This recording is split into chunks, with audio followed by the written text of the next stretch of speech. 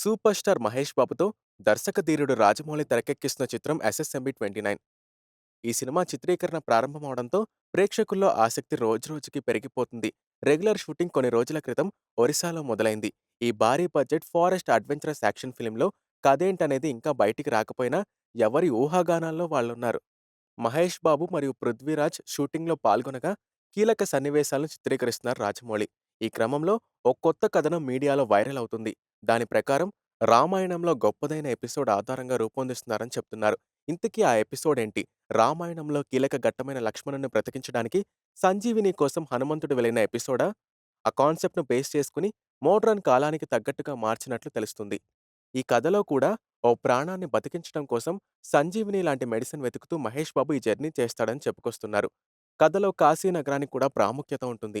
ఇందులో నిజమెంతో తెలియాలంటే ఇంకొన్ని రోజులు వేచి చూడాల్సిందే. దాంతో కాశీ నగరాన్ని పోలిన సెట్‌ను హైదరాబాద్‌లో ఏర్పాటు చేయాలనే ఆలోచనలో యూనిట్ ఉందని తెలుస్తుంది.